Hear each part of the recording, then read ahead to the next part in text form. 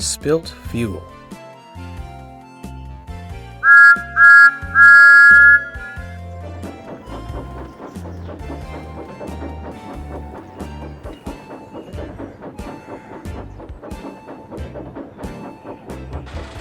There is a fuel pump at the top station of Thomas's branch line.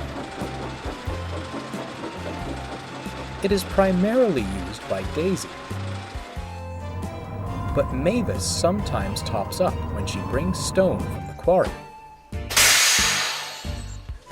Percy brings a fuel truck on his goods train to ensure it is sufficiently filled.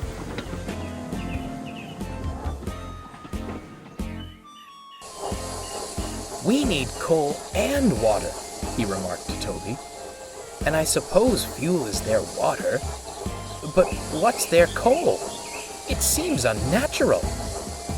"You call burning rocks natural?" chuckled Toby. "Just mind none of that fuel gets in your tank. Who knows what would happen?"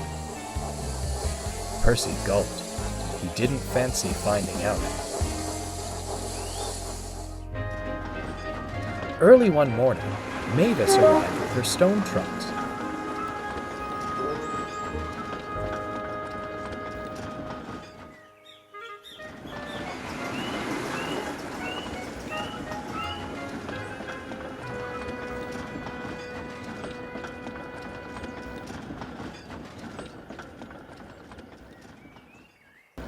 She set about shunting them into place.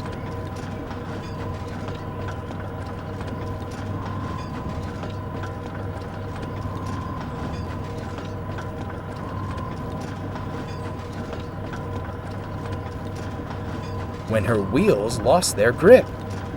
"Oh, stop!" she cried. It was no use. She slid down the siding, and the trucks hit the buffers with a dull thud.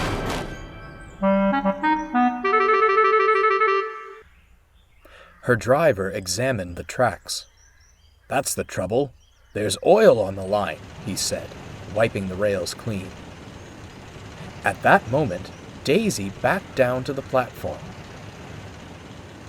"Much too early for that sort of racket, my dear," she remarked. "It wasn't intentional," cried Mavis. "And it only happened because you've got a leak." "Come again?" "A leak.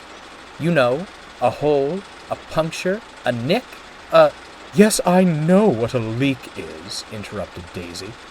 "But why do you think I have one?" Mavis explained the greasy rails. "Oh, no, my dear.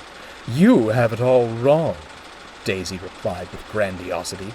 "You see, I'm a modern diesel rail car, and we never have fuel leaks. It wouldn't be dignified." "Tell that to the rails covered in your oil," retorted Mavis. "It's more likely yours," glared Daisy.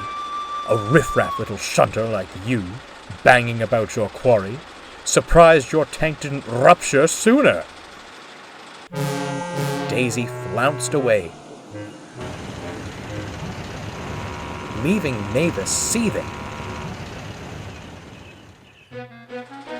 She complained to Toby later that day. "Where does she get off calling me riffraff? The very nerve! Hard work is dirty work. Not that she'd know anything about that." "I certainly don't agree with her choice of words," soothed Toby. "But how do you know the spilt fuel is hers?" "It's a process of elimination," retorted Mavis. "I've been at the quarry, and she's the only other diesel around. What else could it be?" "It may seem that way," said Toby, "but I took a train up the line shortly after Daisy left. There wasn't a trace of fuel on the rails. Strange, no?" "Oh, well, yes," Mavis faltered. "I suppose that is strange." "Perhaps the blame doesn't rest with either of you," finished Toby, "but we certainly don't want any more leaking fuel. I'd say there's a mystery to solve." All day, Mavis thought about the morning's events.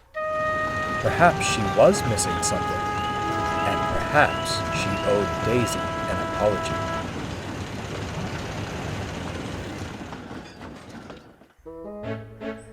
Late that afternoon, the manager came to see her. "Percy is bringing fuel for your tank here on his next train. Would you mind fetching it?" Mavis blinked. And then she grinned. "Of course!" she exclaimed. "It's only fuel," grunted the manager. "No need to shout." "Oh, I'm sorry, sir," blushed Mavis, "but I think our mystery is solved."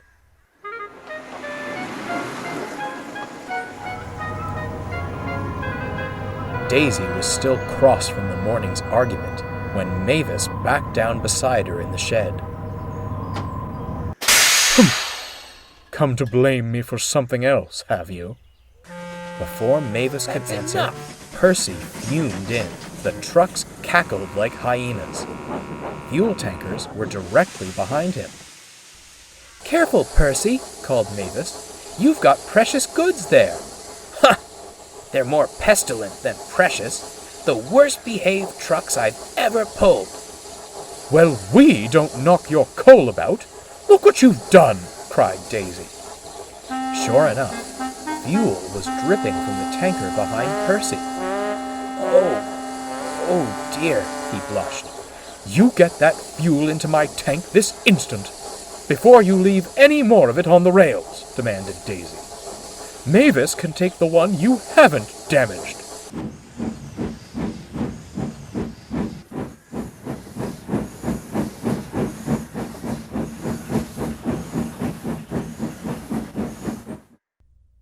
"Thank you, Daisy," smiled Mavis.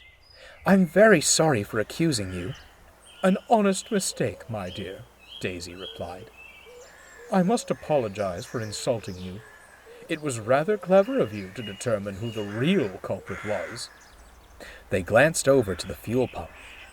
Workmen were frantically trying to empty the truck and shouting furiously at Percy.